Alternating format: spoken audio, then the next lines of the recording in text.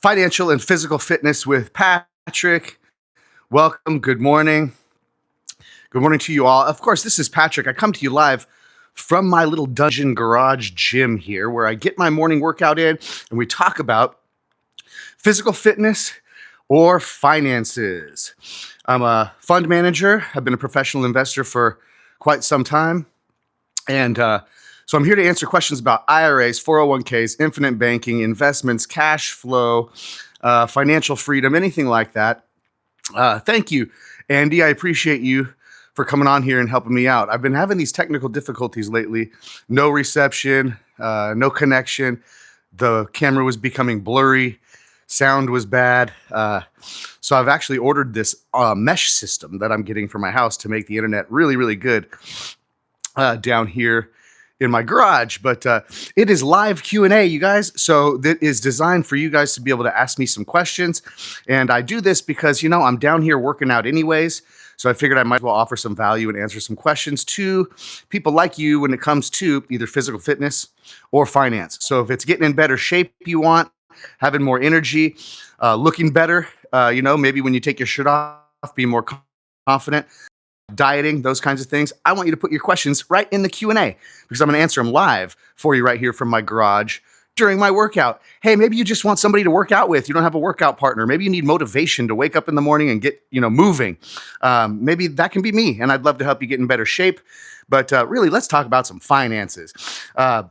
Designed to be a live Q&A 100%. So if my sound's working good, my camera's working fine, we're going to get to a workout today that is going to be upper body. I'm trying to grow my chest this year.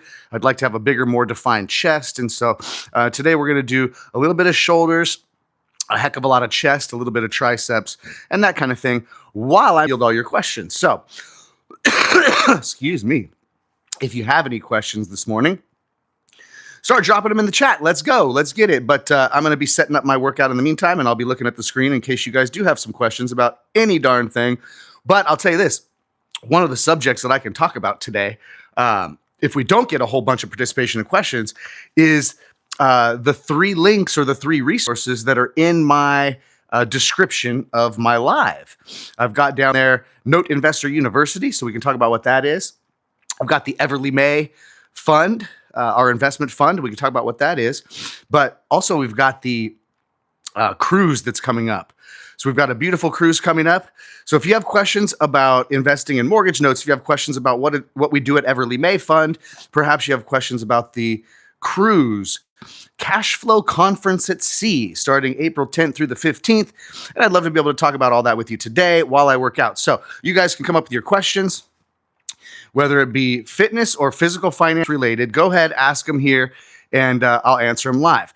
Plus, we're going to be talking a little bit about the fund that we run and what we invest in. And, oh yeah, it is awesome.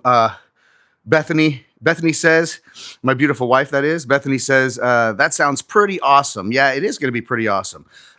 It's a cash flow conference like you would normally go to at like a hotel or a conference somewhere, but it's at sea and it's a 5-day cruise to Cabo. So I'm going to be talking a little bit about that too. Anyways, like I said, good morning. If you're just hopping on, it's live Q&A with Patrick Franz. I do a workout here in my garage where I field questions from you in the comments about finances. So cash flow, investments, IRA, 401k, mortgage notes, real estate, investment funds, cryptocurrency, all that good stuff. You ask it, I'll try to answer it, and we'll have a good time. So 3 reasons why you would join this live in the mornings. It would be 1, to work out with me because you want to get in better shape. 2, you're going to ask questions about fitness, how to be in better shape, how to feel more energetic, what to eat, diet, workout plan, things like that. Or 3, you're going to ask me financial questions, questions about investing and how to become more financially free in whatever avenue it may be. And we answer them right here during the workout. But all right, you guys. We're going to be doing a workout today, like I said, of chest and shoulders and that. So we're going to get some things set up, and I'll be monitoring the chat in case you guys have any questions about anything related to physicalities or financial status. You ask it, I'll answer it. But like I said, today we're going to go ahead and do some chest work. So I know my wife came and used the gym yesterday and didn't put things back from doing her squats. So I'll have to be readjusting everything here, but that's just the way it goes. And we're going to get right into some cable work. First and foremost, oops, that's one too low. There we go. Sorry about the clanking, boys and girls. But it's loud when you're setting up your gym. You know what I mean? It can be loud. So any questions about physicalities or finance, guys? If you want anything answered about investing or anything like that, or you know what I'm going to do? I'm just going to get right into the subject matter that I was going to discuss, and I'm sure it'll spark up some questions. So down in the description of this video, you're going to find a few things. Oh boy. All right. Okay. In the description of this video, you're going to find a couple different things. One of them is going to be Note Investor University, and we're going to talk about that. Number 2 is going to be Everly May, and I see there's a question coming in about Everly May Capital Group down below right now from Andy Woodward, 6681. So Andy Woodward, oh yeah, Andy, you're already an investor with Everly May Capital Group, and you're looking to increase your investment. Diversify into another fund. Diversification is good. We've got the 2 funds now going on. So we've got the one fund, which is the passive cash flow with the mortgage notes, pays cash flow quarterly. And then we've got the Florida Paradise Project where we're building those apartments in Palm Bay, Florida. So, you know, if one is an investor and has money, IRA, 401k, or cash, you can do both of those. Yeah, let's see. Marketing with Dom is on. Let's go. I like it. Let's go. So we're talking about physical fitness, financial fitness today. Physical and financial fitness today. And what we're going to do is we're going to just start getting stretched out here and get the tendons all stretched out as an old man. And we're just going to do some light cable work here, sort of some bench press / kind of open arm flies, letting the stretch happen right here just to get cracking, right? Because we're going to get our chest bigger, you guys. This year, we're going to get the chest bigger. We're going to get the shoulders bigger. We're going to get our rear ends in the best shape ever. You guys know I'm 46 years old. 46 years old. I ain't old, but I ain't exactly young anymore. So the injuries happen a lot easier when you work out if you go heavy. So it's not about ego lifting anymore, guys. It's about getting in better shape. Looking better, staying in better shape, more energy for me, my kids, my family, longevity. That's the deal. But guys, it's not meant for you just to sit here and watch me work out unless you really like that. You're welcome to work out with me if I can be a motivation in the mornings for you to get into better shape. But it's designed to be a live Q&A based mostly financial. But hey, I know a lot about working out and a lot about dieting myself, so I can answer those questions for you. But let's talk a little bit about Everly May Capital Group, since I know Andy's here. Andy's in the chat. Andy Woodward was saying he's an investor of ours in Everly May and looking to put some more money with us, and I appreciate you, Andy. But it's 2 things. We run the mortgage note fund, which produces the passive cash flow quarterly for people, and it's very secured. And we could get into what mortgage notes are about, but not in this video. But very secured investment. And then we build the apartments in Florida for legacy out there in Palm Bay. So if you're just joining in, this is live Q&A with Patrick. We're talking about physical fitness and finance, all the while we get our exercising in. So if you get any questions that come to mind about physical finance, physicalities or finance, working out, getting in better shape, or how to get some cash flow and financial freedom, that's what I'm here for, to answer them live. But we're talking about Everly May Capital Group. That's our fund. And started out getting notes in the portfolio years ago. We started our first fund in 2021. That's still running. But we started a new fund in order to expand that. So what we do is we buy discounted mortgages on the secondary mortgage market across the United States. Our sweet spots are usually in the Midwest and the Southeast. So we're going to go ahead and buy up those mortgages like a bank. So we don't buy rental properties and have all the management hassles of what comes with being a landlord. But what we do have is we do have a lot of passive cash flow that comes into the account every month because people tend to pay their mortgages. So people are going to invest with us. Instead of being an operator, instead of having to go out there and do all the work yourself, you can trust an expert management team. That's what it is to invest into a fund, by the way. to invest into a fund, you're trusting the fund management team to take your money and then invest it properly and do what they do with their expertise and churn a return for you. So that's if you invested into a fund. And that's what we are, Everly May Capital Group. So our fund management team is doing this for people and churning the money in mortgage notes. And the reason is because, of course, they're secured by real estate. So you got collateral, spit off monthly cash flow, and they come with a great yield. So if we're able to manage a large portfolio of mortgages like a bank, but much higher yields than banks would get because, again, we're buying discounted mortgage debt, sometimes distressed, in the secondary mortgage market. And you can get that debt for cheap. So anyways, performing and non-performing notes, we churn that portfolio at Everly May. That way we're able to give a great return to our investors, but it pays out quarterly cash flow. So a lot of people who are retired, who are looking for extra cash flow to supplement their retirement, they'll invest with us. Also, too, you don't have to take the disbursements. So there are some people that are pretty smart, understand compounding. So they'll take the quarterly disbursements and they'll say, no, we don't want the pay. We don't want the cash flow. Keep it in the fund and let it compound. So anyways, we're able to create some pretty darn good returns in that investment fund. A lot of IRA investors, because it is such a secured investment class, that it's good for retirement account money too. So, one who grows their retirement account at 8 to 10% annually is going to retire a lot better than somebody that's growing it at 2 or 3%. In fact, I spoke with somebody just the other day. I think it might have even been yesterday. I spoke to a lady yesterday who said that one of her retirement accounts had done good. It earned 9% last year. And the other one actually lost money. Like one of her retirement accounts was down like 3% or something like that, lost money. So I'm like, wow, there's something to be said about really steady returns, collateralized, not market related or market driven. There's something to be said about those steady returns and that asset class that has collateral in case something does go wrong, right? So anyways, if you're just hopping on, it's live Q&A. So I'd love for you guys to get some comments going or some questions so I can start to address questions that you guys may have, because otherwise I just get to filling up the time. But right now we're filling up the time talking about Everly May Capital Group during a little bit of a chest and shoulder workout today. So I was doing some warm-ups there, 3 sets of warm-ups, some flies, and you should start getting, if you do some flies that way, not super heavyweight, but about 10, 15 reps each set with those little cables here on this little Makolo thing, guys. I screwed this into the wall. It's not much of a system, but it does the job, trust me. So you get that burn in the pecs, and now you're getting a little bit of pump, all right? So talking about pump, we pump people up with security with Everly May. This gal yesterday, she was an investor of ours, right, Andy? Where are you at on your apartment builds?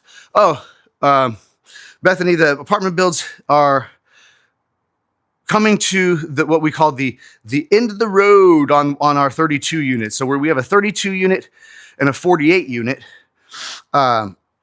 32 and 48, and 32 is almost done. A couple more months and that 32 is going to be all done and people start living there. And the 48, we're going to pour foundation on it. That's where we're at with our apartments. But we're going to build 1,000 units, 1,000 apartment units between now and 2030. So people can invest with us in that and own some apartments out in Palm Bay, Florida, by the way. Look that place up. Palm Bay is awesome. Super cool little beach, almost, I want to say almost a beach town. It's not necessarily a beach town, but right near the beach, right? Our apartment building, our 32 unit is like 5 or 10 minutes from the beach or whatever. On the east coast of Florida, they call it the Space Coast. So, yeah, it's beautiful over there, but that's where it's at.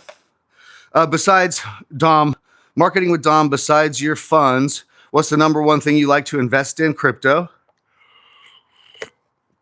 Besides mortgage notes, which is my number one. I think that's what you may be saying, right? But I run the investment fund, and our investment fund invests into mortgage notes and builds apartments. Our fund has a team, right? But me personally, with my own personal money, yes, I like to invest into mortgage notes, but I also like to invest into cryptocurrency. I kind of think that, of course, cryptocurrency is the future of the world because the monetary system is going digital. So I figure kind of like the .com boom. The .com boom Remember that? I want to get this digital financial structure boom and hit some of that good. So I'm doing that. Andy, do you have to be an accredited investor?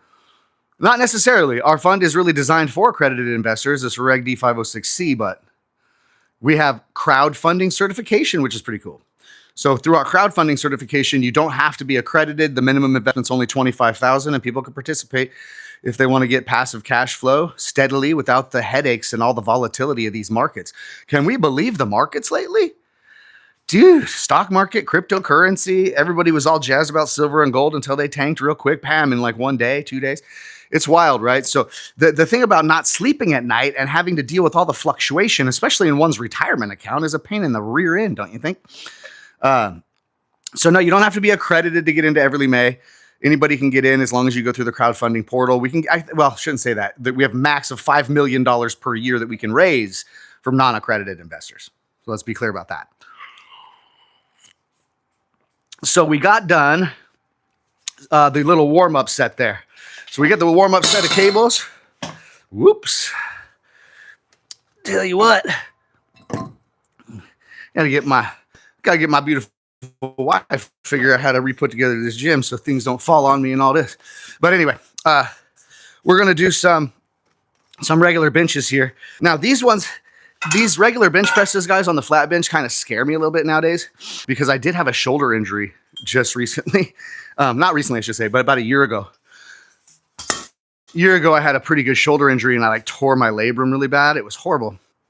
And it's from doing flat benches because flat benches are not very good for you. So I go lightweight. I don't have any ego. And I just, like I said, want to get my chest more shapely. And this is flat benches, guys, on a barbell will flatten your chest out. It'll make a nice broad chest. And then when you do those cables and flies and things like that, you're going to get inside. And I'm going to show you, I'm going to do some upward ones here in the cables to get the upper chest here in a little bit before we get into maybe even some dips and some triceps. We'll see how far we get, how many questions you guys have. But no, you don't have to be accredited to get into Everly May as an investor. You can actually do it through a crowdfunding portal. It is designed for accredited. It is an accredited fund, but with this new crowdfunding capability, which is pretty cool, don't you think? That allows other people to get into the fund that really don't meet the accredited requirements. Because, to be accredited, you have to have a net worth of over $1 million outside of your personal home that you live in, your residence. So can't count your personal home or residence as a piece of that value. And you have to have a net worth over $1 million. That's one thing. And there's a certain level of income as a single person or a certain level of income as a married couple that you have to earn per year to be considered accredited. Move this without it breaking. Thank you. Down to my new level here. All right, guys.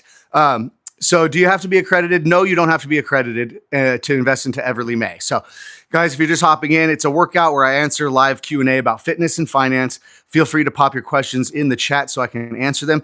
If you don't get to watch the live and you catch this replay and you have questions about Everly May or any of the other subjects we're going to talk about here, put them in the comments and I'll try to address them in my morning live Q&As here on YouTube.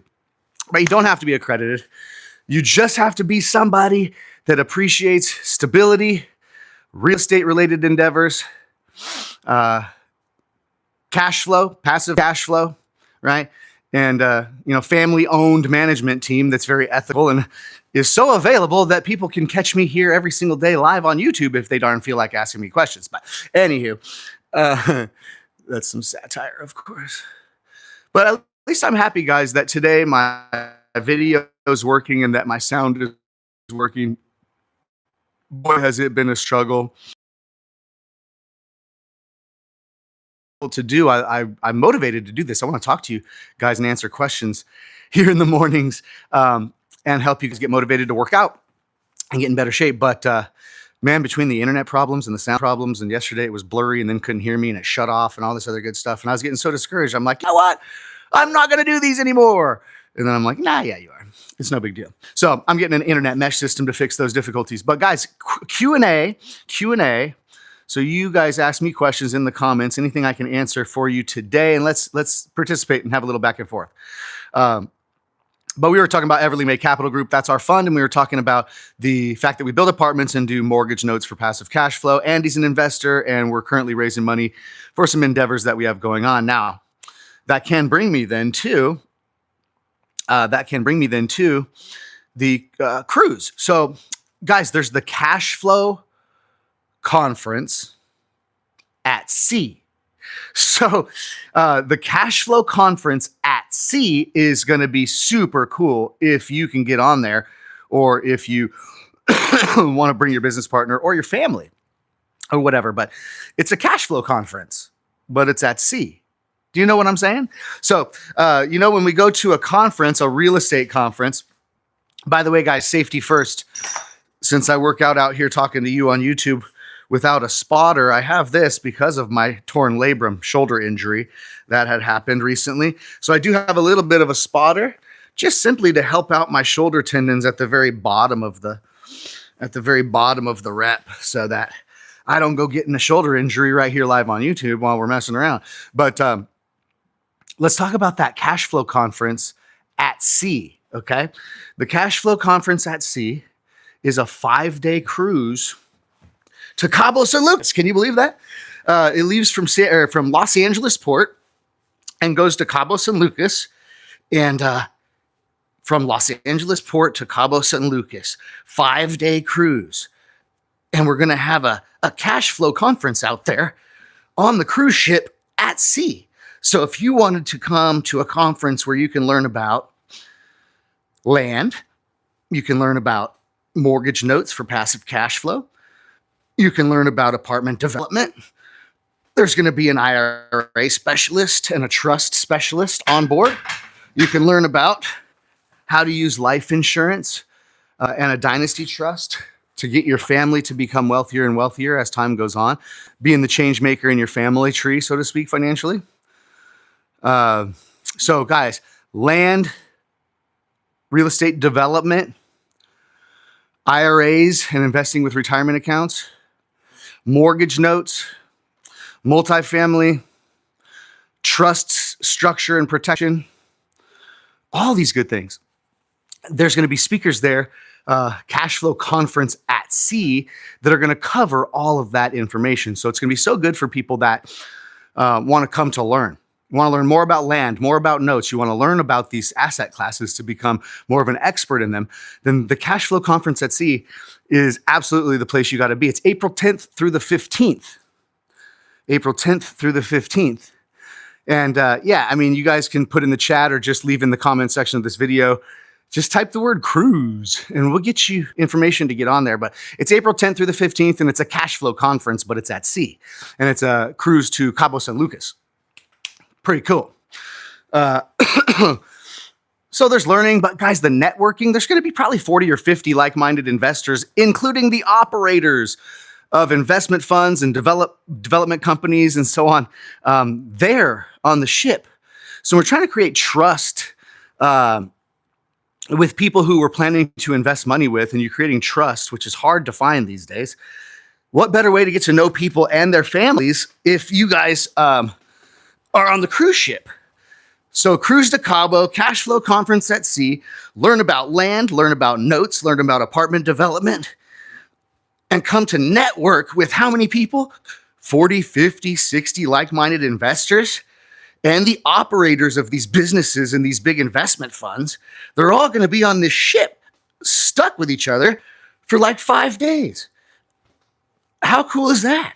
So the networking and the education portion of the cash flow conference at sea is going to be insane.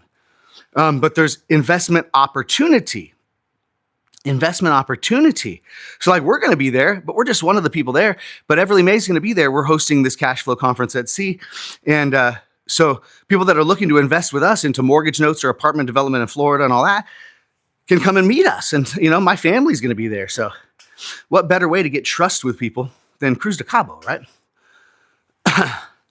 Drop me a 1 in the comments. Just put a number 1 in the comments. Type number 1 if you think going to Cabo San Lucas for a cash flow conference is pretty cool, whether you're going to be able to make it or not. But drop a 1 right now in the chat. Type a number 1 in the chat if you think a cash flow conference at sea to Cabo San Lucas is pretty awesome sounding. Give me a 1 in the comments if you're on the live. Show me that you're here. Show me some love. So yeah, that's the cash flow conference at sea. Pretty darn cool. We are going to be out there talking it up on stage about mortgage notes. That's what I'm going to speak about. I'm one of the speakers there. Yeah, we got number 1 in the comments. Yeah, it's going to be awesome, guys. Cash flow conference at sea. So let me know. Comment cruise. Just comment cruise if you're watching the replay. Comment cruise, and I'll reach out to you. And we'll get you some information on the cash flow conference. It's the April 10th through the 15th. Leaves from Los Angeles in Southern California. Goes to Cabo San Lucas, 5 days. Networking, education, investment opportunity, and, fun.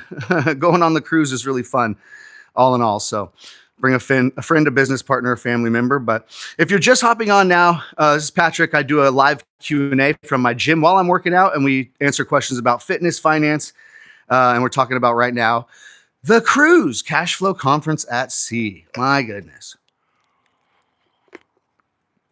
Unbelievable. It's going to be so much fun. And let's see. What are you going to talk about on the cruise? I'm going to be there talking about notes. So I'm going to be talking about buying discounted mortgage notes on the secondary mortgage market to have secured passive cash flow with potential upside. It's because most people, guys, I don't know if you are or not, but most people are just sick and tired of the volatility.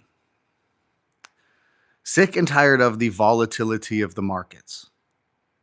It's tough. It's a tough thing to swallow, right, guys? It's an emotional roller coaster being involved in some of these investment markets, the stock market and the cryptocurrency markets. Total roller coaster. So people can't handle it emotionally. I mean, we were having a conversation yesterday with someone and said, can you imagine? Because as you get older and approach retirement, it gets more and more important how much money you've got, right? And because you're going to retire and you have to have a certain amount of money to be able to survive and all that good stuff. So, and would it be crazy to be retirement age is 65 now, I guess. But it's wild to be someone who's around 62 years old, And if you're 62 years old and you've been working your whole darn life and you built up, say, $300,000 in retirement money, IRA or 401k, right? Well, think about that. If you built up that kind of retirement and then some catastrophe happens, a world war, whose president goes and invades what country and stuff. Sorry, there was a fly in my face. And your whole retirement you worked your whole life for can be cut in half quickly because it's attached to markets that can crash, and notoriously there are cycles and it does crash.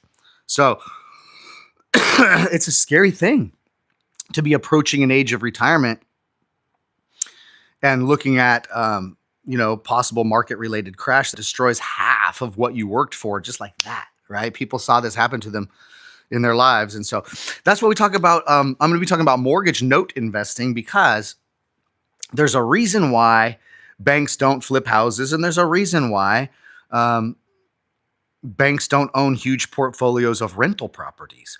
There's a reason why banks own hundreds of thousands of mortgages. So I'm going to be talking about that. We're going to talk about mortgage note investing from stage, cash flow conference at sea, cruise to Cabo, but a cash flow conference. So it's April 10th through the 15th. If you like cruising, you like sunshine, you like Cabo San Lucas, you like networking and learning about all sorts of different things. Again, notes is what I'm speaking on, but then we've got land, we've got trusts for protection, IRA specialists is going to be on board, land, development, all that's going to be there. So it's really cool. It's going to be great learning and networking, but if you like boat cruises and you like going to places like Cabo San Lucas, then you should join us. Just type cruise in the comments and I'll get you information about it if you want to go. But come hang out with us in Cabo, right? But today we're doing some chest and some shoulders, guys. People come on this to work out with me or to ask me questions. So in the morning, if I can motivate you to work out, get in better shape, and pump some iron or do whatever you're going to do. Maybe you can do that with me in the mornings, or ask me questions, mostly questions about finance, guys. So we're talking about the Cash Flow Conference at Sea. Our fund, Everly May, come here, buddy. Our fund, Everly May Kappa Group, is putting this on. So we're hosting the Cash Flow Conference at Sea, but there's going to be tons of other great speakers, and it's like 40, 50, 60 people, hopefully, that are going to be there on this cruise to network with one another and to learn about investment opportunities, okay? So that's that. Now, notes, which is another thing that's down there in the description of my video, which is Note Investor University. Note Investor University is our school where if somebody does not want to be totally passive, if somebody does not want to let someone else be in charge of, the asset class or what have you, right? There's people like me that are crazy and want to be an operator, don't you think? There's people that don't want to invest into an investment fund. There's people that want to go out there and actually be the house flipper, right? Be the operator. I want to go out and do this. And there's people that also don't want to invest into a note fund. There's people that want to actually learn how to be a professional mortgage note investor themselves, so they can go do it. And so that's why we created Note Investor University. So we're just giving like a little rundown, you guys, of what kind of value I can offer you that's down there in the description of this video. There should be some links, right? So you've got Everly May. Everly May is our investment fund. We've got the Cash Flow Conference at Sea. It's happening April 10th through the 15th, which is going to be our cruise/real estate conference to Cabo San Lucas. And then we've got Note Investor University down there, where we teach people how to be an operator in the note investing space instead of just investing their money with someone else. Yeah, it will be pretty awesome, Bethany. It will be pretty awesome. What are you going to talk about on the cruise? I'm talking about notes. Yep. And hopefully you got the answer to those questions, Bethany. There's a question mark there, but hopefully my sound and my camera's working and you got the answer to those questions. But that's what I'm talking about. I'm talking about some notes. Talking about some notes. A note is a promissory note, guys. It's just the promise to pay. So when you get a loan when you get a loan to buy a house, you fill out a note. Fill out a promise to pay that borrowed monies back. So, guys, live Q&A. We've sort of laid down some subject matter today about what's down in the description of this video, which are my abilities to offer people value. Everly May is our investment fund if you're looking to be a passive investor. Note Investor University is our school if you want to learn how to be a professional note investor. And then, down there I have the Cash Flow Conference at Sea. If you guys want to come on a networking real estate conference at sea on a cruise ship down to Cabo. So that's down in the descriptions. But okay, good. Bethany got the answer to her question. So go ahead, guys. I'm going to finish this one last little warm-up set of these light benches while you guys come up with something else to ask me. But physical fitness or finance related, I come here in the mornings to work out in my garage gym to answer people's questions about physical fitness or finances, right? So I run an investment fund. I help people with cash flow and those kinds of things. So drop your comments so that I can go ahead and answer your questions live. And also, if you're watching the replay and you have a question that comes up, if you're able to get through the replay, then go ahead and put some questions in the comments section. I'll try to address those next live, okay? But as I finish this set, you guys can come up with some questions. But when we're doing bench presses, guys, and we get older, I'm 46, and like I said, I had a shoulder tear. So when I'm doing bench presses, I like to go pretty slow and nice. And I don't like to use extraordinarily heavy weight. I'm not going for my, maximum bench press of my life and see how much I can put up anymore. Those days are gone. When I used to bench 255 pounds, I was a lot younger. So I don't want any injuries. I just want to be able to work my chest, get the burn, get the pump, and get out of here. Be able to play golf this weekend. I like golfing too much to have injuries. There we go. So just getting a nice burn is all, you guys. Just getting a nice burn is all. All right. So what do we got in the chat? I've been helpful with you for working out. I did lighter weight yesterday with my squats, and now I can walk today. Ha, ha, ha. Well, that's good. Yeah, that's good. there's not a lot of need to go super heavy with weight training unless you're trying to add lots of bulk. So, if you're going to add size, muscle size and volume, it's usually going to be a lot lower rep, a lot heavier weight, where usually your failure is on rep 4 or 5. So usually your failure is at 4 or 5, meaning you do rep 1, rep 2, rep 3, and then rep 4 is almost hard, and 5 you need a spot, right? That kind of weight. That's going to generally add a lot of bulk to your muscles, tears a lot of the muscle fibers, and so on. And of course, the heavier things that you lift, the body is starting to come around to that. So your body's adapting to be able to lift heavier things. Now, body sculpting, different, right? That's why they call it bodybuilding. Bodybuilding, or, muscle sculpting is really what it is. Heavy lifting is for strength and for bulking and strength and size. So as you start to come down in reps, if you're getting to about rep 15, where rep 15 you would need a spot, meaning you're even struggling on 13, really struggling on 14, and probably need a spot on rep 15, that is going to get you nice lean muscle mass right there. That's when you start to get the striations and the cuts in your muscles, because it's more tearing, but micro-sized tears. Micro-sized tears spread out across the muscle group, and not strong damage tears from lifting really super heavy. So you're going to gain size. You're still going to gain some bulk. Obviously, muscles build as they get torn up, but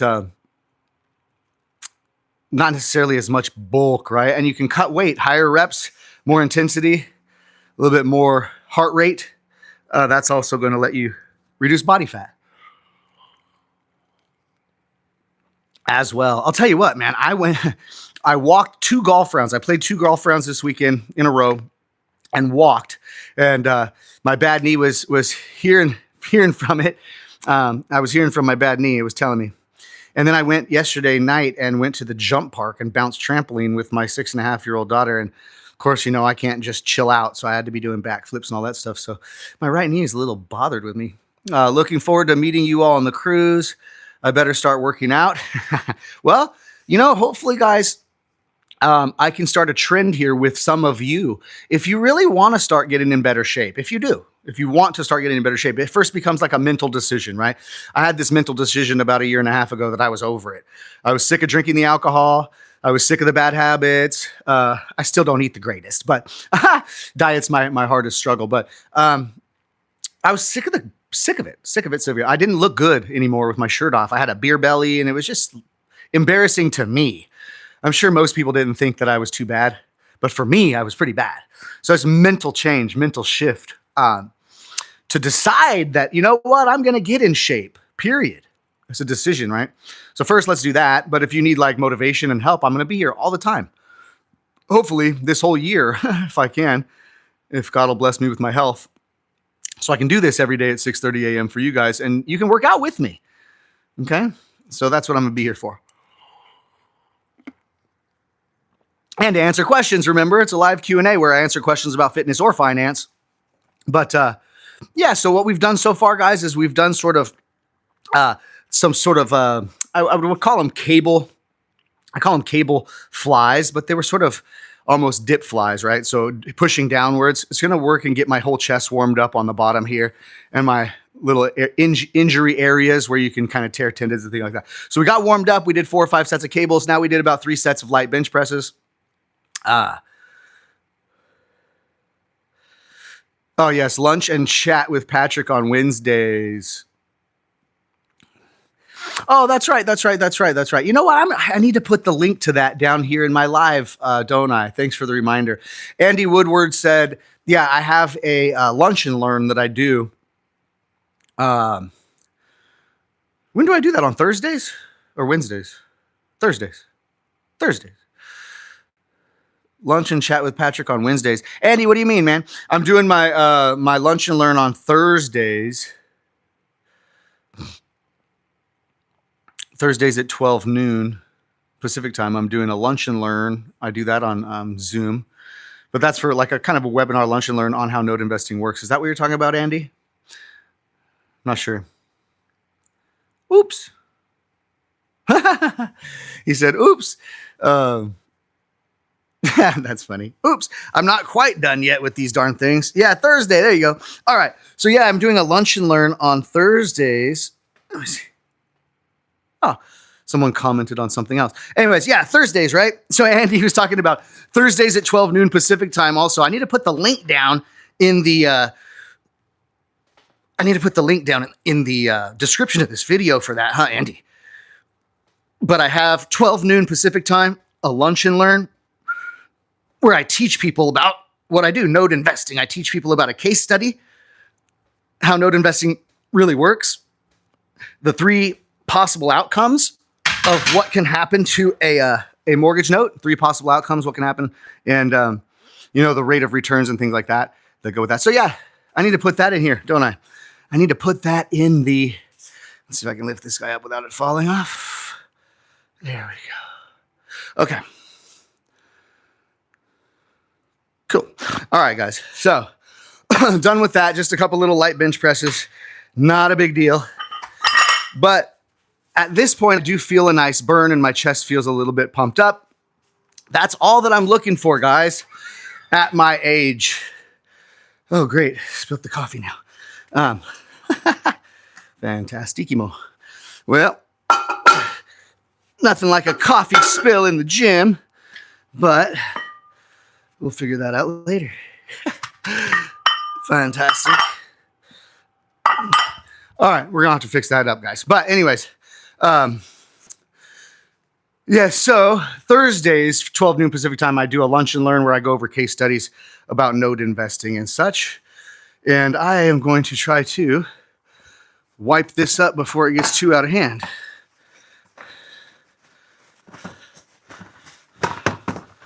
Get some of these paper towels real quick, guys. Sorry, had a spill that's infiltrating my entire garage, and I don't want it to do that.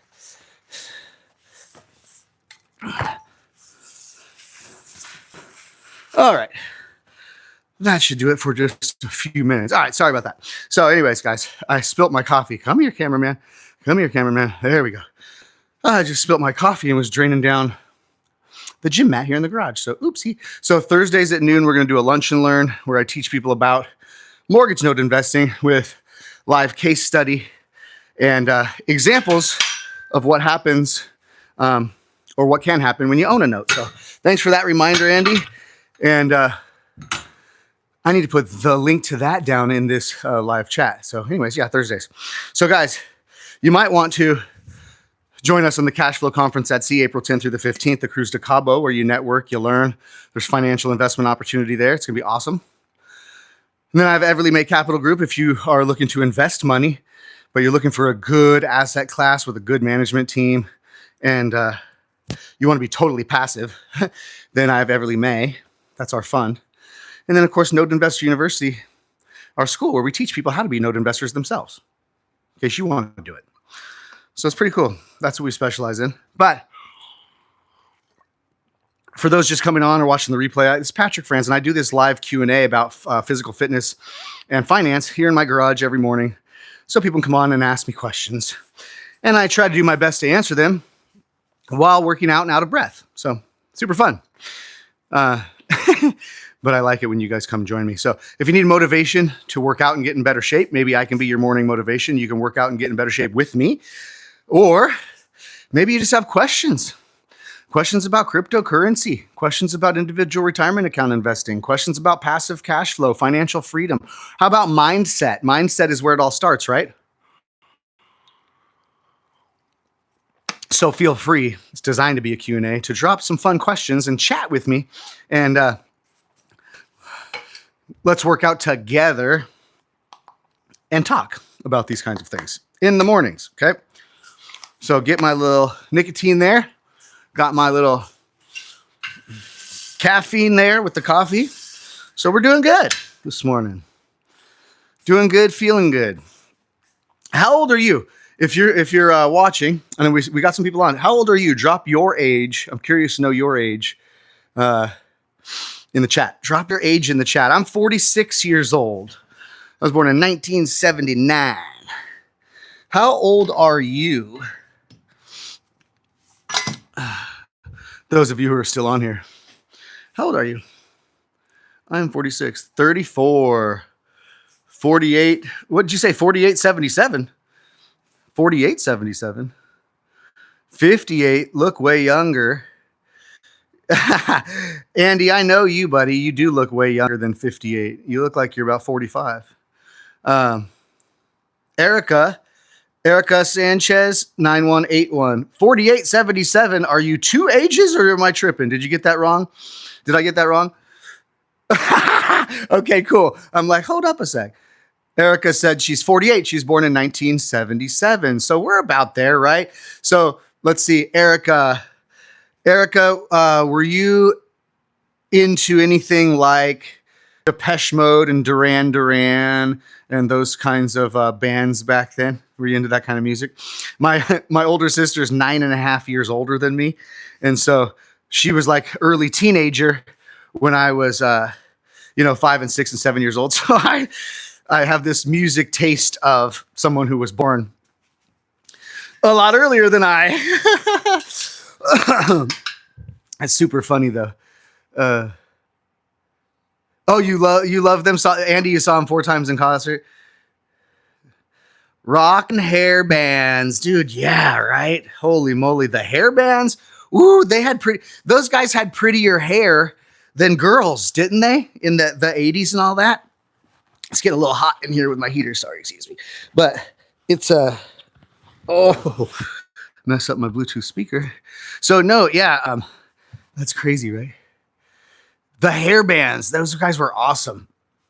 All right, so we should start feeling a bit of a pump, guys, in the chest area about now. It should feel a little bit more squishy and filled with blood, because we've done a bunch of these sets of benches and such like that. So what I'm doing here, which are like actually really difficult, you guys, for me anyways, because of shoulder injury, I'm going to do these sort of lower chest flies with the cables right now. So if you're exercising, exercise along with me, but I'm going to go from the bottom down here, kind of in a fly pattern, keeping my arms just hardly bent, and just bring the weight up to about chin height in front of me like that. And what that's going to do is work the upper and middle chest. And that's what I'm trying to grow this year. If you can see in the middle, I don't have much striation in the middle of my chest or upper area. So I'm trying to work and get that a little bit better this year. Erica Sanchez, you're babying a shoulder injury too. I tore the crap out of mine. It was horrible. I thought I was in trouble. I thought I was gonna have to go get surgery and all this stuff. Thankfully, I did not have to go get surgery, but I'm still like kind of, if you want to say, I'm guarded against it. So I'm being very careful with it. I'm not getting cocky here with this shoulder at all. I'm still quite scared of it because it hurt really bad when I tore it. Let me tell you something. It hurt so bad I almost threw up. I kind of was like went into shock over it. So anyway, don't get injuries. Injuries are bad. That was a bad tear you had. Oh yeah. I could tell you were in, my wife, Bethany, she says, that was a bad tear. I could tell you were in tons of pain when it happened. I got stuck underneath the weights. You know, you've seen those people where you do bench presses and like they get stuck. So I had the bench press weight down on me. Shoulder was all tore up.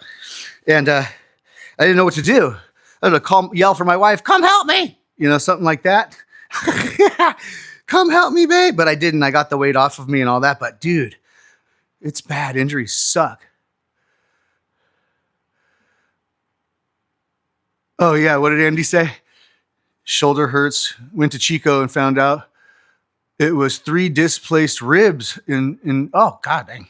Yeah, so injuries are terrible, guys. So anyways, that's what I'm just saying, right? Cut to the chase. I'm saying, so when I'm lifting weights nowadays, you guys, it's not ego driven and I'm not trying to lift all heavy and compete with the 22-year-olds. What I'm trying to do is get myself in the best shape I can possibly be in at this age without getting hurt, because I like to play golf a lot. So what we'll do is kind of lift some of these, and you'll see that I'm going to go straight down like this. Let it stretch me out, not totally straight arms and not totally bent arms. Keep my arm bend the way it is, and just use my chest muscles to bring the weight all the way up to the center, and back down. So that'll give you a really good pump, I'll tell you that, in the chest and shoulder area. So rather than speak to you guys completely out of breath, I'm going to whip out a set of these things and then get back to you. But yeah, injuries suck. So lift slower, lighter, more controlled, and you get better results.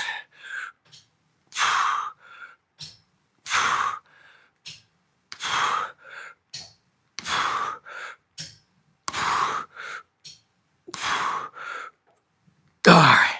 Woo. So we'll do 10 of those. Oh, feels good. Okay. Adam King's in the comments. He said, try rapid neurofascia release for any injury. Amazing type of physical therapy. I will try that, man.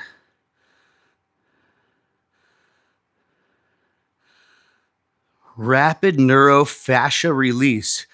Adam King. Let's figure out what that is. Let's look that up, right? What is that, Adam? What's rapid neurofascia release? What is that? Can you describe it a little bit in the chat? I'm really curious.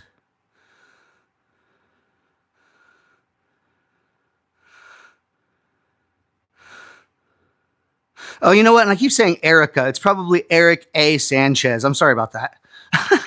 So Eric A. Sanchez. My bad. I kept saying Erica Sanchez. And it still could be Erica Sanchez. I haven't looked at the profile picture or anything like that. So Eric A. Sanchez or Erica Sanchez. Is it Eric A.? Yeah, it's an alternative to surgery. Okay, cool. So rapid neurofascial release for any injury is an alternative to surgery, you guys. From Adam Knight, not Adam King. Adam Knight. Sorry, it's hard to read. It's Erica. Okay, cool. I was right. Awesome. All right, Erica Sanchez. Awesome. And it's Adam Kintai, actually. I can't even read that, man. It's so small. But anyways, we'll just say Adam. So, all right, Erica. But so rapid fascia release, an alternative to any surgery. So if you want to prevent going under the knife, check that out, right? And thanks for that, Erica. So yeah, it's an alternative to surgery, guys. Rapid neurofascial release. Dope. Cool. Yeah, injuries suck. So we're just going to continue with another real quick set of these. And it's Patrick. So if people are just jumping on or you're watching the replay, I come on live to answer questions about fitness and finance. I love talking about fitness and finance, being in the best shape ever physically that you can be in, no matter what age you are. And also being in the best financial position you can put yourself in. Financial freedom is a hell of a drug. And leaving a better financial future for your family is also something I strive to be able to do. There's a handful of physical therapists that do it. Wendy Kaufman in Las Vegas, the muscle whisperer. Damn, brother, let's go.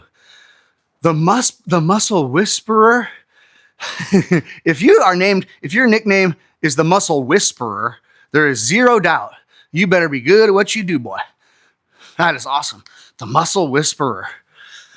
Wendy Kaufman in Las Vegas. So if you have an issue and you're thinking you need surgery, maybe it's a tear, something like that, this is an alternative. Maybe you can save yourself from going under the knife. Because let me tell you something, guys. Once you go under the knife, that place in your body will never be the same. I'll tell you that.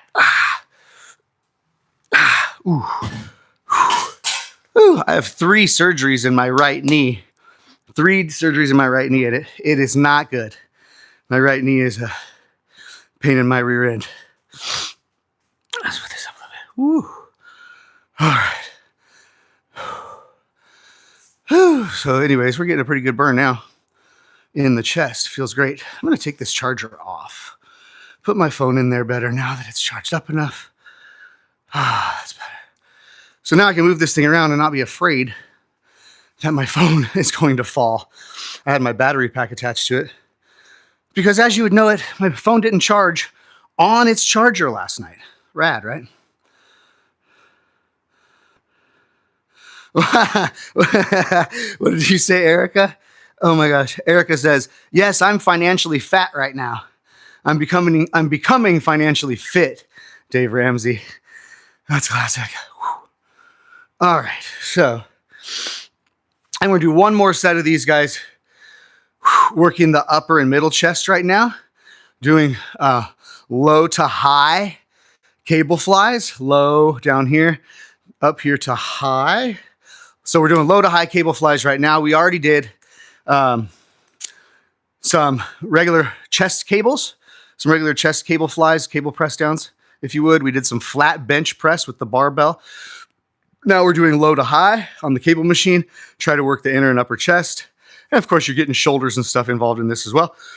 That's what we're doing for workout today. Erica says, yes, I'm financially fat right now. I'm becoming financially fit. Dave Ramsey. That's funny. Because isn't Dave Ramsey a pretty chubby dude? Speaking of Dave Ramsey, right? Some of these guys, right? Jim Cramer, Dave Ramsey, and these guys are really teaching financial intelligence for the masses, which is an old school financial intelligence. So I don't really follow them too much. I think there's a changing of the order here, guys. The old financial system, the old get a job, work 50 hours a week for 50 years of your life and retire with some sort of a pension or 401k or whatever. That's all going away, guys. I mean, I don't say going away, but it's becoming antiquated. So I don't follow their advice too much, guys. They're entertaining, though. They are entertaining. Yeah, I really wish I wouldn't have spilt my coffee.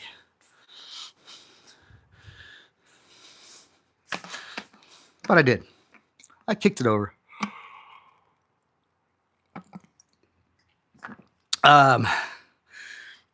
What do you guys invest in right now? If you're on Erica still, or Adam, what do you guys invest in? Are you investing at all right now? Yeah, sure. You could put a little bit in my mug, but I think it's okay, babe. I won't be on for too much longer. My wife's asking if she can bring me more coffee because she knows I'm down here in the garage gym and I've spilt it. What a sweetheart I have as a wife. What a lucky guy I really am. But what are you guys investing in? Anything? Do you have an IRA? Do you have a 401k? Do you have that from your job? Are you investing a little bit? 401k in Amazon stock, Erica? That's awesome. How long have you been investing in Amazon stock? At what price did you start getting Amazon? I'm curious.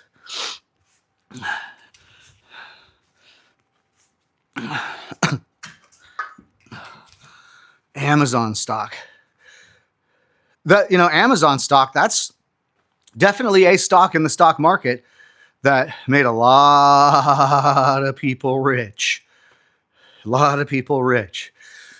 When did you start buying Amazon stock? 3 years ago at $52 a share. I don't even know where it's at right now. I know there's been fluctuation, of course, but what is it priced per share right today? Do we know? Erica started buying Amazon stock 3 years ago at $52 a share. Where's it at today? Erica knows, I bet you. If she still holds that stock, I bet she knows how much it's worth.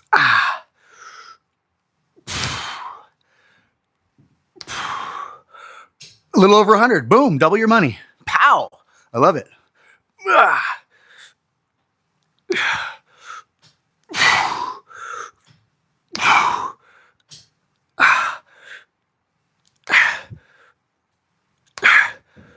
Oh, gosh. Yeah, that's a bird. Woo. All right. So Erica started buying Amazon at $52. It's a little over 100 now. It's double your money, guys. Huge. Here's the best thing we can do. Take this advice, okay? Whatever you're investing in, it doesn't matter. As long as you have specialized knowledge in it, okay? So there's the old statement, I lied, it's at 240. What the hell? She said a little over 100. You didn't know that you made an extra 2.5x? Dude, that's awesome though. So if you're buying into a share at $52 and it goes up to $240, what's your rate of return? I haven't checked it. Well, I'm glad you got on my call, Erica. Erica said, well, I haven't checked the price of the stock in over here. So Erica, here's what you do. I don't know how much money you invested into that, but it's volatile, right? So if stock market crashes, then that can go back down. And that was then fictitious money. It was like money you thought you had, but then disappeared. You work for Amazon. So, oh, okay, that's sick. Are you allowed to cash any of that in? Are you allowed to pull profits so that you can diversify some of that profit that you've made now over to some other investment to diversify that money and protect it? Do you know, can you take profits out of there? Let's see if I can. That'll stop my camera. There you go. You can take profits. So then we talk about that. Let's talk about that if you want. So I'm going to just not giving you advice on what to do or anything. I'm just going to tell you what I do, right? That's what I'm able to do here in the mornings, is tell you just what I do. And maybe that'll help if you don't already do it. Do you pull profits out of there already, Erica? And do you invest into other things with that money? Or are you just like letting that ride?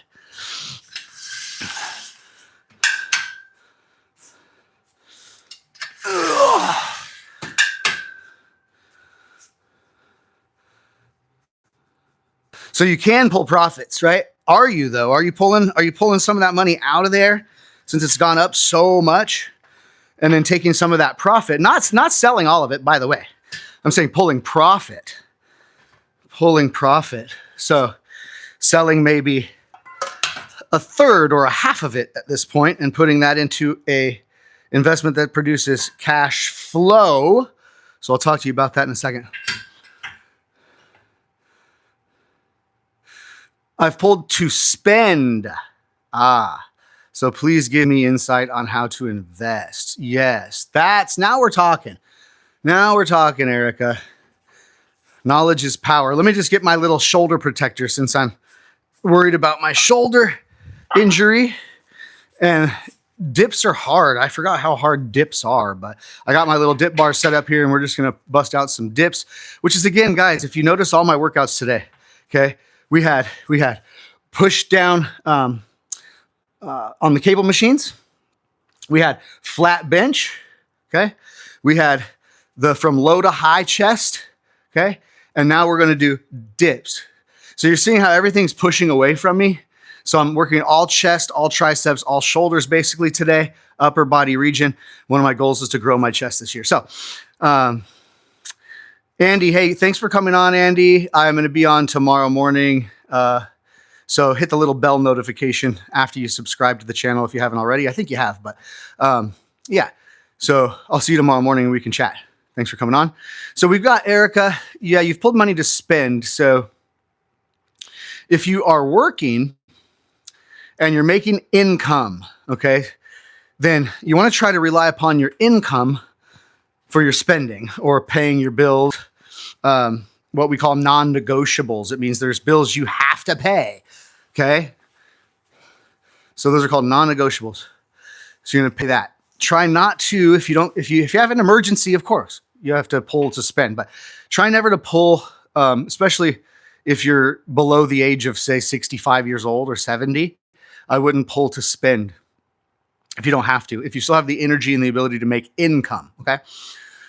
So income is different than cash flow, okay? So let's cover that real quick. Income is what is derived from your energy and from your work and from your effort. So you create income based on wasting time and energy for money, right? That produces income generally. And I'm generalizing things here just so it's easy to understand. Cash flow, not income, cash flow is money that comes in that is not based on your time or your energy. And cash flow is king. Movement of money and the flow of capital is what grows wealth, okay? So here's something you can think about. Taking money from profited stocks or cryptocurrencies in which oftentimes do have sort of unrealistic profits. Unrealistic when compared to the market, right? So a company like Amazon has had unrealistic growth compared to most companies over the last 20 years, right? Went from selling books on a website to controlling the world economy and consumerism. So it's wild, right? Crazy growth in that company. So what a good position for you to be in to have that. But here's what you do. You take some of the money out of there when it profits big. You take some, you pull some. Don't ever sell all your Amazon stock. Who knows? Amazon might actually run the world in 20 more years from now. So Anyway, keep some of that stock. But, sometimes you say to yourself, I have a plan to where, for my future, I'm going to keep 25% of that stock that I own. 25% of it I'm always going to keep forever. So then I have 75% that I'm going to sell at certain times and certain markers to be able to pull the profit out of there and invest into things that produce cash flow. Okay. So I like mortgage notes. I like to buy discounted mortgages in the Midwest and Southeast because you don't have the hassles of being a landlord. So you don't have to manage the property and get the calls about repairing things like a landlord does. You have the house as your collateral. In case they don't pay you, you can take their house. You have their mortgage. And so when people usually pay their bills, one of the bills people tend to pay every month is a mortgage payment. So you understand that if I pull profits, I want to go and buy an asset, not spend the money. Pull the profits and go buy an asset that produces cash flow. Just understand that. It doesn't have to be mortgage notes. That's just what I invest in. You can put it into a dividend stock, a high yield dividend stock, those kinds of things. But something that produces cash flow. Now, if you don't, obviously, if you're still working and using your time and your efforts to build income, and you don't need to live off of or pay your bills with that cash flow, then you understand you've had your investment go up in value. You've taken some of that profit off the top and pulled that down and de-risked it because that stock could crash too, right? Amazon stock could crash along with a whole entire stock market crash, which has happened several times in the past. So we're not immune to that. So when it does really go up, rather than ride it back down, when it goes up, we want to pull some profits out of there. Hi, Levy. My daughter's showing me something. Nice. My daughter's showing me a picture. So yeah, pull it and put it into cash flow producing assets. So what happens is this: your Amazon stock has gone way up. You pull a chunk out of there and protect that chunk so that it's not subject to going down when the stock market crashes and it being fictitious money that disappears like it was never there, right? So when it goes up, pull a chunk out of there. Go buy another asset with that money that produces cash flow, okay? Now, what do you think if you don't have to live, if you're still making income, what do you think that you're going to do? That's an unusual bra. No, brother. Isn't that sexy? It's my crop top. No, I'm just kidding. This is just a shoulder brace because I had a torn labrum about a year ago. So Jeremy's coming in a little bit late to this, but I had a torn labrum and shoulder injury, so I have to use this. I'm doing dips right now. Got the dip bars connected to the old machine here. And I'm going to do some dips, and I am weary of my shoulder injury, buddy. But it is a good-looking bra. Matches my outfit today, doesn't it? But anyways, so back to Erica. Erica, we were talking about investing in cash flow. So anyways, pulling the profits. When something makes a lot of profit, unusual profit, pull some of that profit out of there and de-risk it so that it doesn't go back down when the stock market crashes and disappears like you never had it. So you're securing the capital, taking it out, protecting it, buying another asset like a mortgage note or a dividend stock that's going to start producing cash flow, okay? So you have your income still from your job, and then you have cash flow coming in from that asset you bought with some of your profits from the Amazon stock. Okay, so we're there. So now you own this asset over here that's producing you monthly cash flow, and that monthly cash flow that is coming in, you're investing that, if that makes sense. You can de-risk. I mean, you can put that into even a riskier asset for more profits again to repeat the process. So you can take that cash flow and buy more Amazon stock with it. Just as an example, I wouldn't let your existing Amazon stock grow. Buy something else, diversify. For me, I like to buy XRP. If you don't know what that is, guys.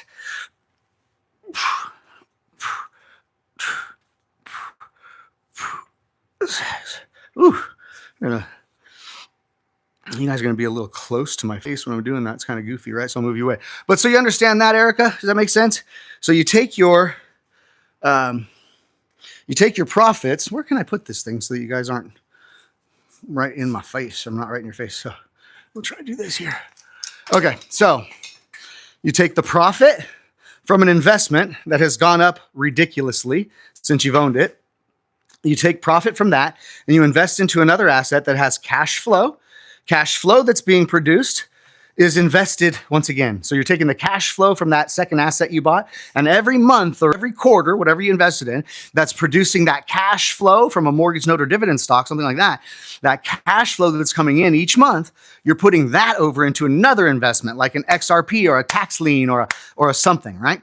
So that's why they call it cash flow, you guys, just so you know.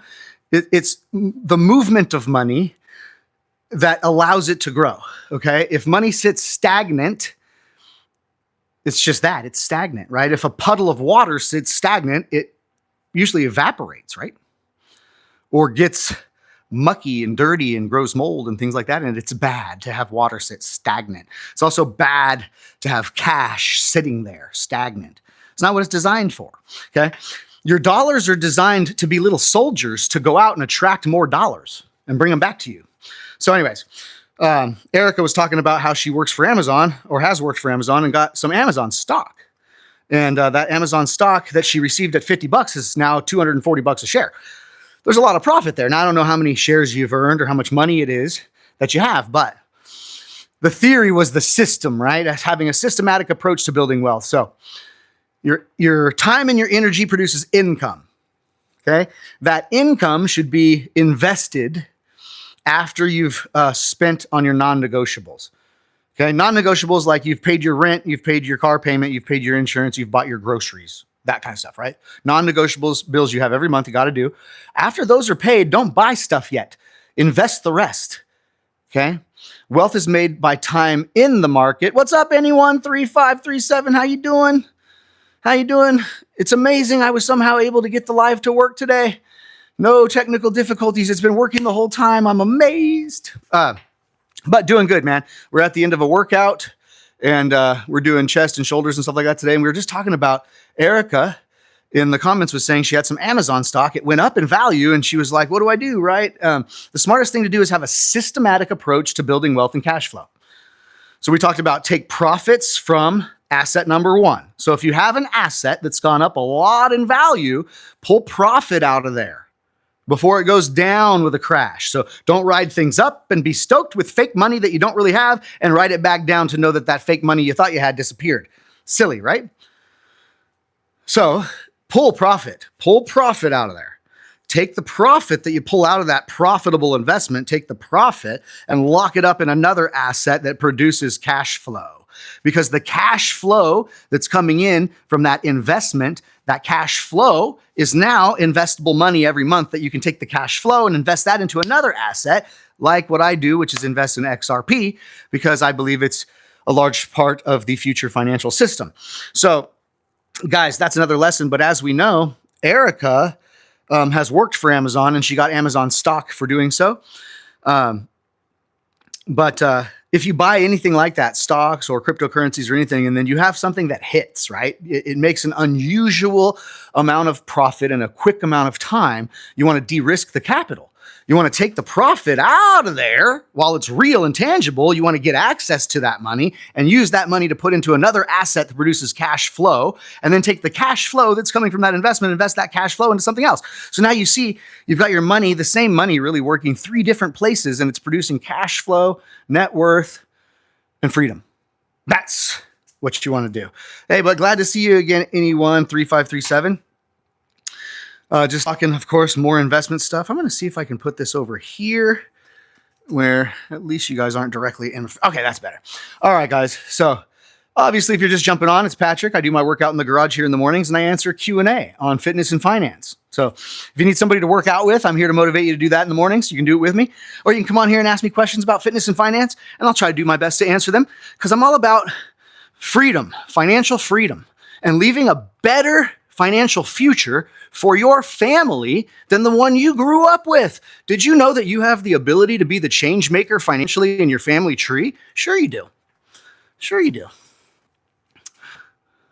My first salary as an intern was reduced due to company stocks investments. Interesting. Interesting.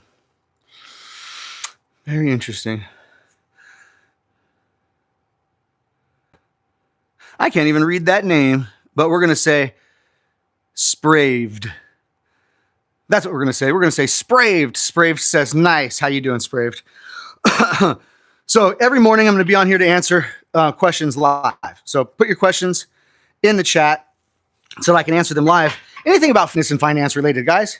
I'm Patrick. I'm 46. I'm a professional investor full-time. I'm a fund manager, and I buy mortgage notes and build apartments. I have a school where I teach people how to buy mortgage notes if you want to do it yourself. And I come on here to answer questions, anything fitness or finance related, right? Anyone 3537 knows that. Yeah, I remember you, of course. Of course, anyone 3537 shoots on here oftentimes. I appreciate you. I really do. And Sprave, yeah, thanks for the comment. Nice. So anyways, yeah, so guys, I'm going to pretty much end this here soon after this couple more sets of dips. And so go ahead and shoot me any questions you have about fitness or finance while we end this thing. And let's keep the conversation going. This has been really good. I really appreciate the participation from y'all. And don't forget, guys, that down in the description of this video, down in the description of my video, guys, I have Everly May, a link to Everly May. That's our investment fund. So we do pay cash flow, right? So for instance, let's just say, and I'm not pitching anybody to invest with me or my fund here. I'm just telling you that this is available, but thought process, right? If somebody pulled profits from a profitable endeavor, an Amazon stock or something like that, if you pull profits out of there, you could put those profits with us in my fund, and we build apartments and do those kinds of things to build profits in the fund, and we pay out quarterly cash flow. See? So if you took profits from an investment, invested into the Everly May fund, which the link is in the description, and you invested with us, we pay quarterly cash flow, right? So every quarter you get a cash flow check from us, and you would take the cash flow you get from that investment and invest it in something else. That makes sense. So that's down there in the description, is the Everly May fund for people who want to be passive. You don't want to have to do anything and be an operator out there. You're busy. Note Investor University. That's different. That's our school. So there's a link down there for Note Investor University. And that's where I teach people how to be operators, teach people how to be mortgage note investors rather than landlords, teach them how to buy the paper, not the property, act like a bank and collect cash flow without the headaches of being a landlord, because banks don't own rentals and banks don't flip houses, do they? No. So I teach people how to do what banks do to make money, which is own the real estate paper rather than own the property with all the hassles. So that's down there in the chat or in the description. Also, check this out. If you guys want to go on this awesome boat cruise to Cabo San Lucas, April 10th through the 15th, we call it the Cash Flow Conference at Sea.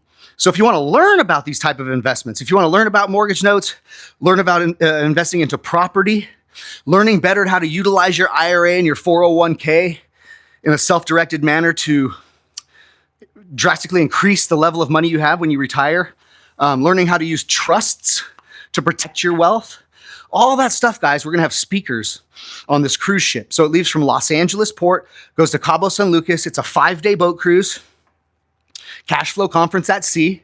And it is just that. It's a cash flow conference that you would normally go to like a hotel, right? With speakers on stage talking about their specialties and all that good stuff, tons of networking and all that, but it's on a 5-day boat cruise to Cabo San Lucas. Pretty fun. So April 10th through the 15th. The link to that, the Cash Flow Conference at Sea, I believe is down in the description of this video as well. So you guys might want to go on that. Like, come hang out with me, cruise to Cabo San Lucas, bring friends, family, business partner, whatever. It's on the Quantum of the Seas cruise ship, which is pretty slick, man. Go check that out. But anyways, the link to the Cash Flow Conference at Sea is right down in the description of this video. And you guys could come on the cruise. If you want some more education on investing and you want to meet some operators and get some information to help you grow your wealth, but it's also a 5-day cruise to Cabo San Lucas. Who doesn't want to do that?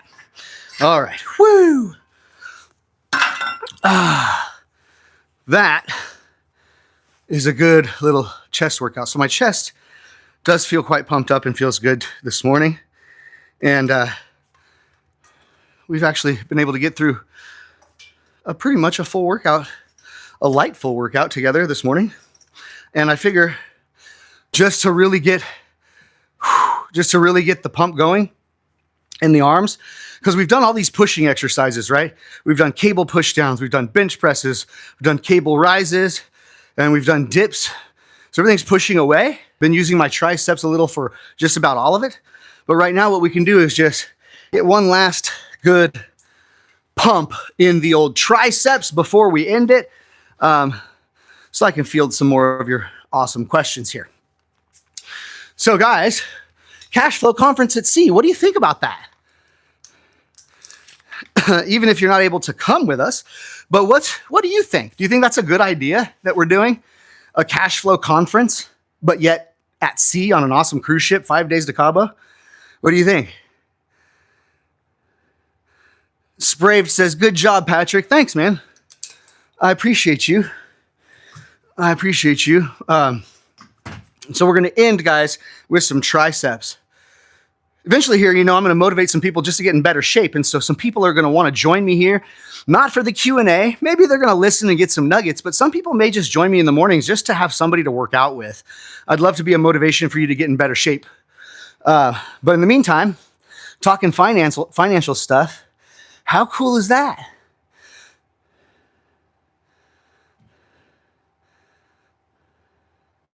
Oh, okay, here we go. Here we go. Anyone 3537. Today I read about the panic of 1907. And then the U.S. Federal Reserve System instigated in 1913.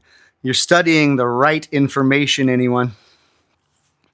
You're going down the right rabbit holes, buddy. They're trying to dismantle the Federal Reserve System right now, guys.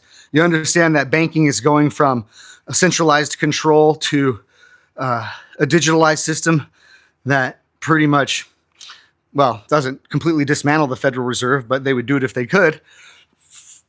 Because, yeah, guys, we've been living in a pretty messed up system. Anyone is learning about right now when studying the Federal Reserve, why the Federal Reserve was instigated and put into place, and so on. And when you start studying the financial system, guys, that we've been stuck to for the last 100 years, you're going to realize why it's necessary for there to be a financial shift and a change to happen in the financial system. It has to happen, okay? Because fiat currency systems are designed to die, right? You want to make a research or comparison paper? Please do, anyone. Please do. People need this information, you guys. It's not like it's like, doomsday stuff or end of the world garbage. It's none of that. It's just that the financial system and the structure of the financial system has to change.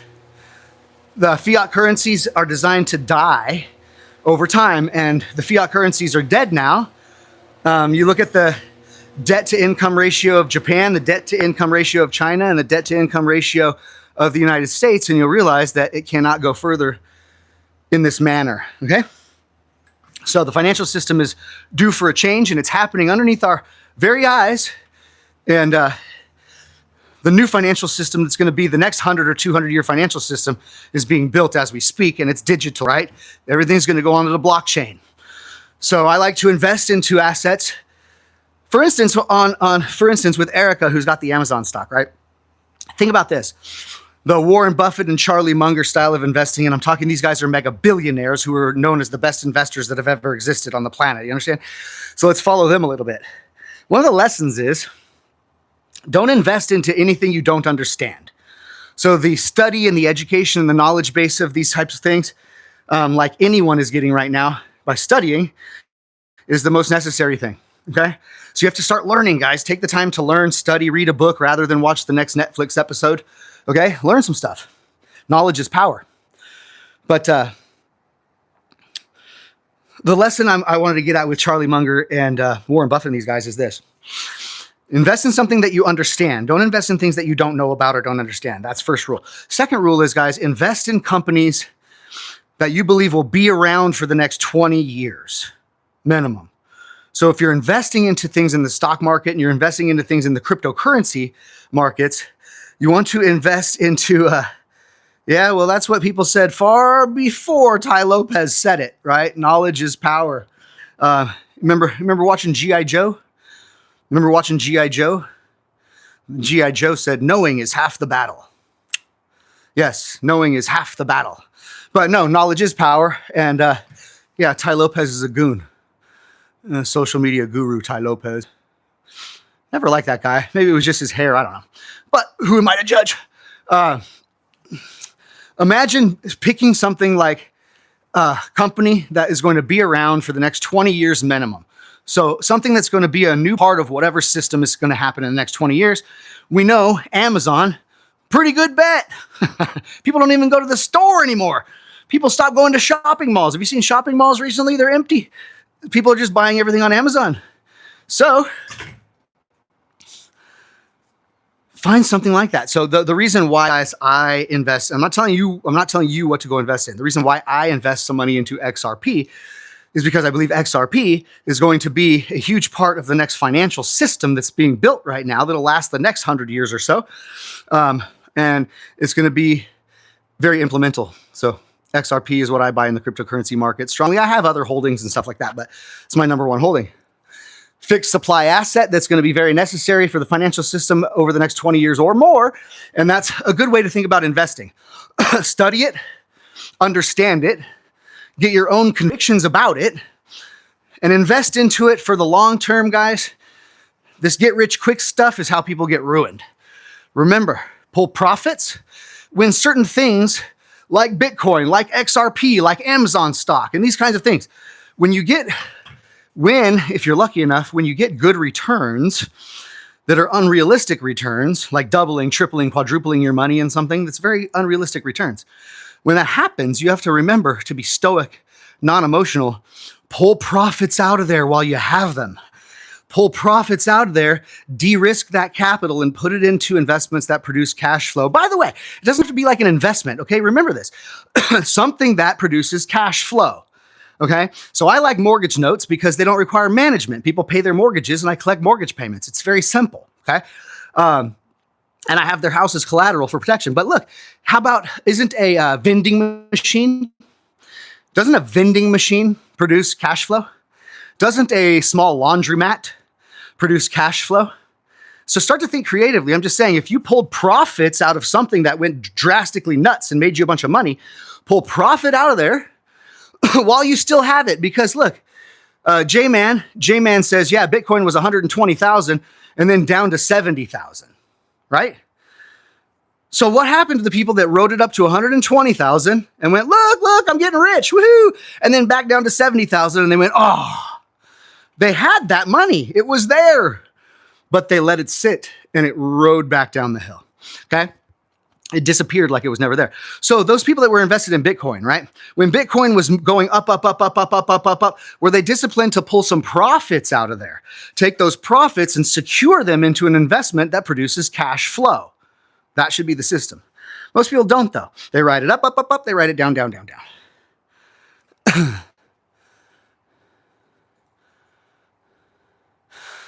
Do I think that 90% of active fund managers underperform simple index funds over 10 or 20 years? If you're talking about fund managers that are in the standard financial space that have series licenses and do things that are attached to the markets, then yeah, perhaps. But no, I've seen people that run investment funds that invest in alternative assets, like I do, mortgage notes, apartment developments, and things like that, that crush the standard. Oh, thank you, anyone. Anyone says, I explain so well. Dude, I appreciate it, man. I try to get the point across so people can understand it, because the financial institutions, guys, and the stock markets of the world, and these financial institutions and stock markets, they try to make everything sound really complicated on purpose, using words that just aren't normal, that regular public people don't understand. We weren't taught this language in school and all that. So they make simple things they do sound very complicated so that we don't play the same games they play. They need to have somebody as their exit liquidity, don't you know? Is trading in gold worth it? Well, if I'm understanding your statement or your question correctly, is trading in gold worth it? Well, trading or buying and holding is two different things, right? Trading is trying to judge the markets to where traders make money when it goes down. Traders can make money when a stock goes up. And they're thoroughly intelligent and well-studied and watching charts and things like that all day long. Usually that's their full-time job, is trading. And it's a tough business to be in. But yeah, do I suggest buying gold? Of course, it's God's money. It ain't going nowhere. So that would be securing capital, guys. So if you're getting rid of the get rich quick mentality and you understand stability and growth over time and building wealth, then buying gold and buying precious metals is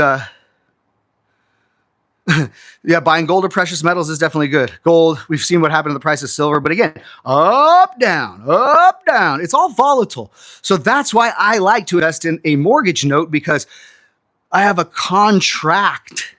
I have a contract that I'm supposed to be paid a certain amount every month on a certain day of the month. You know what I mean? Like, it's a contract. That doesn't change if the markets crash or fluctuate. Someone's mortgage payment doesn't change. If the stock market crashes, real estate market crashes, whatever happens, the amount of money someone has to pay per month on their mortgage loan doesn't change. So I'm collecting someone's mortgage payment. That's what I like. If technicals, it may give my exponential growth. Yeah, of course. Study, guys. That's all I can recommend, guys. It's about studying things that they didn't teach us in school. That's the fact. So studying the world economy, studying like anyone's doing, and reading books on the Federal Reserve, fiat currency, the American banking system, and how we are all debt. There is no real money in the system. It's all debt. We've been a debt-driven society now, and that cycle has run its course, cannot continue, and the financial system now is making a shift. So, good stuff, guys. Just remember, when you make unrealistic profits, if you're lucky enough to do so, make unrealistic profits in a stock, unrealistic profits in cryptocurrency, unrealistic profits, with a gambling win, or who knows what, right? Or an inheritance, something like that. Unrealistic amount of money that you have at your behest now.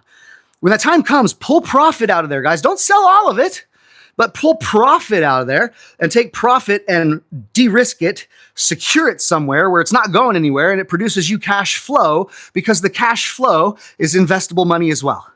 Get your money working in a couple different places and get your money out there battling to bring you more money. Money should work for you. You shouldn't work for your money. You've never been to a casino? Good job, anyone. Don't go. Rule number 3 of the wealthy billionaire: don't gamble with your money. I do sometimes for fun, but I don't take a lot, right? Only money you're willing to lose without being uncomfortable about it. Are you comfortable sharing your journey from where you started and how things gone and how it started and how it's going? Well, you don't need alcohol, brother. Anyone said he cannot have alcohol. Well, that's good. Maybe underage even, but here's the thing. Alcohol is poison. You don't need it. Alcohol is poison. You don't need it. It's bad for you. It creates problems in life. Nothing ever good comes from alcohol, I'll tell you that. And really nothing ever comes good from gambling at the casino, except for fun, right? Guys, people pay for fun. How much would it cost to go skiing for the day at the ski slopes, right? You're going to pay a bunch of money to go have fun.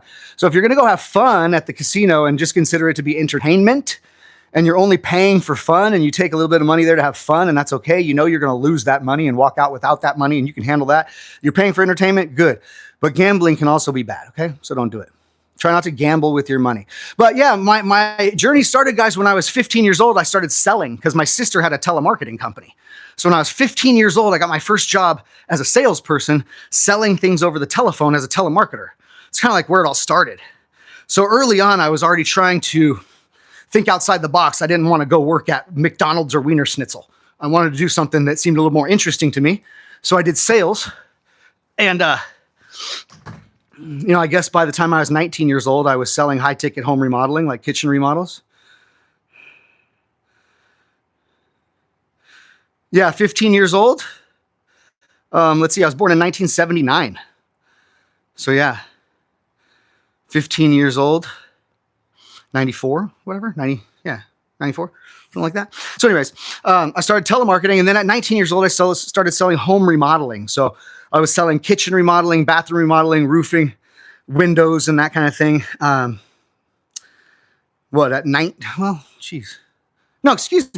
19 years old, I went and sold venture capital in La Jolla. I was raising capital for startup.com companies in a boiler room back then. So I learned, again, phone sales, and I was already at 19 years old learning how to raise private capital, but it wasn't for my endeavor. It was for somebody else's company. I was just a phone grunt for them. So I started doing that. 21 years old, I started doing home remodeling sales. That's when I started selling kitchen and roofing and windows and that kind of thing.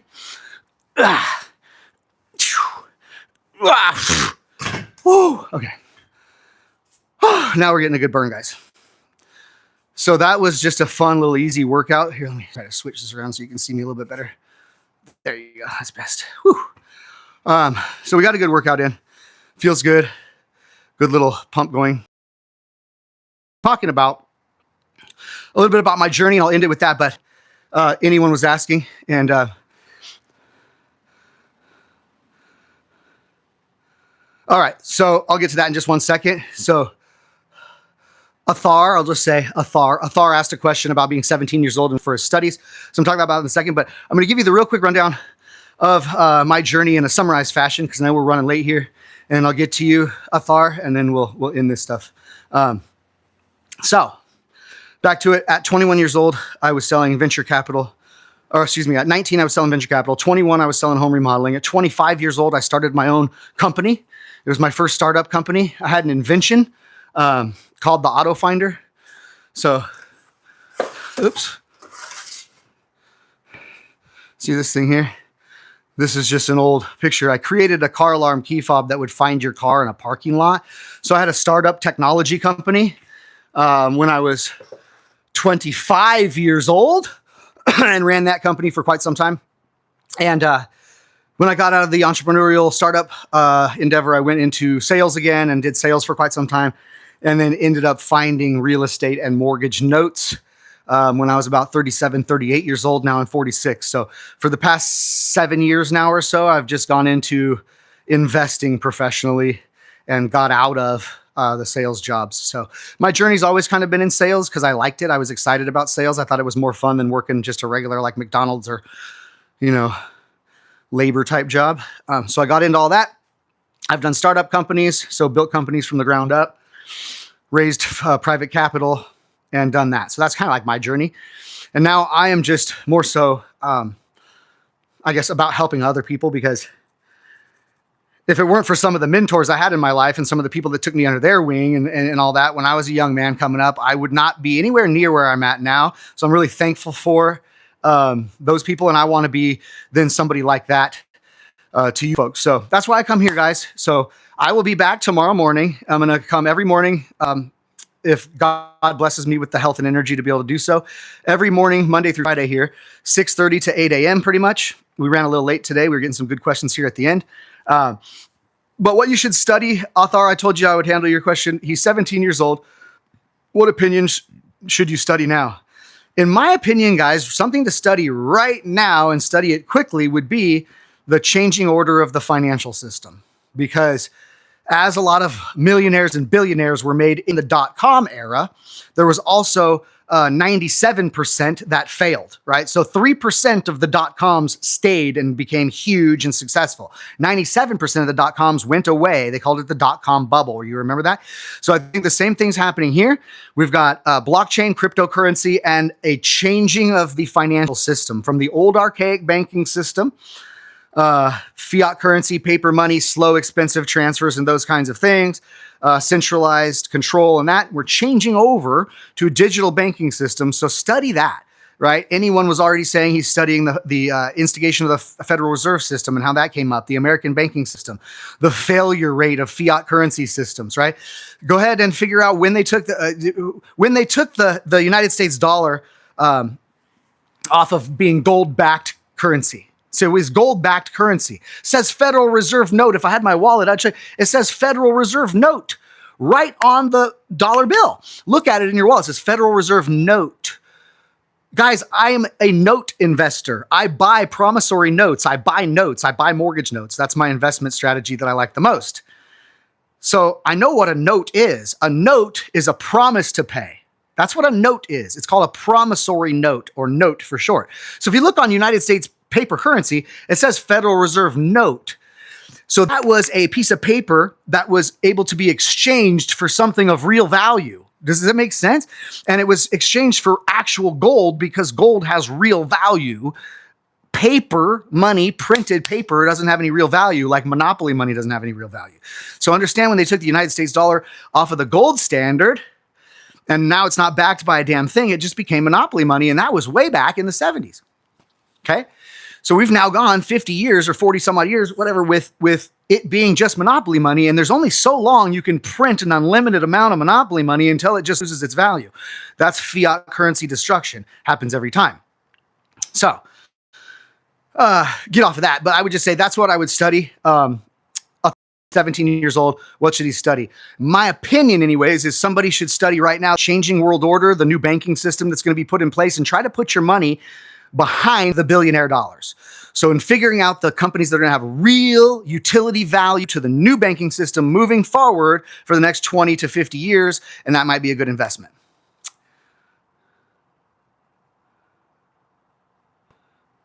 Oh, dude, hey, Athar says, love you, man. Always guide as a big brother. He started watching me just 10 days ago, but yeah, he likes what I'm saying. Love you, man. I appreciate you guys. Don't you understand? This is why I'm going to do this. It's kind of a pain in the rear end to do my workout and try to manage the live. You know, I'd rather just do my workout and knock it out for me, but this is for you guys. I want to give back and help more people become financially free, break out of the matrix. And how about this? Be the real financial change maker for the rest of your family tree because of what you're able to accomplish here in your lifetime. So awesome, guys. Again, you know, always stay sharp, always try to stay strong, and certainly let's stay free, okay, and help each other do that. I'll be here every morning, 6:30 a.m., Monday through Friday, to help you get in better shape, motivate you to get up early and get your body moving, and or just be here to answer some questions. And like Athar said, you know, be a big brother to you guys, if that's the case, and just help you guys if I can guide you in the right directions. So you maybe don't make some of the same mistakes I made back in my past, because dude, to try to finally gain financial freedom at 46 years old at my age is awesome. Trust me. Somebody who's 65 years old would look at me and tell me I'm a kid and I'm doing real well financially, right? But of course, I wish I would have known some of this stuff that I know now back in my teens or my 20s, and I would have started doing this stuff earlier, right? That's the only mistake, guys, is time in the market. Time in the market allows compounding, allows things to grow. It's about a time in the market and being patient and stoic with decisions, having a system to build wealth. Not trying to hit it big, guys. Not trying to put money in something and 6 months later you're going to go buy a Ferrari. That stuff is the way people get wrecked. That is higher level gambling. You might as well go to the casino and just put it on red and get it done in one spin. Be a hero or a loser that fast. Okay, either double your money or lose it all. Get out of there. Okay, so don't gamble with your money. Study. Right now, I suggest studying the new financial system, the changing world order, the old fiat currency stuff, changing to digital currency stuff, and what companies and infrastructures are going to be implemental for the next 20 or 50 years to run the new financial system. That may be a good investment. Okay, whatever that is. But definitely study, understand it yourself, and have conviction in what you invest in. Never invest into anything because some nitwit told you to on a YouTube video. Copy that. So be back tomorrow. Tomorrow, I think we're going to do some biceps and some shoulders, biceps, and a lot of pulling exercises back. We're going to do some rows and things like that for the exercise. So if you want to work out with me tomorrow, I'd love to have you. But also too, if you guys think of anything, okay, you're studying something, you don't understand, you heard something, and you have questions, guys, about investing, breaking free financially, earning passive cash flow, diversifying your capital. How about protecting your money so you don't lose it? Those are all good lessons I can teach you, and I'll be here to answer the questions live, and I'll see you tomorrow. And guys, don't forget, if you do like this stuff and you are getting some nuggets from me here, and you want to support, go ahead, subscribe if you haven't already. And if you do want to get notified when I do come live like this so that you can hop on and hang out with me, just hit that little bell notification and your phone will tell you when I go live. All right. So guys, it's been a blast. Wish you the best and have a great, wonderful rest of the day. I will see you guys here tomorrow, next workout and more Q&A. Shapow.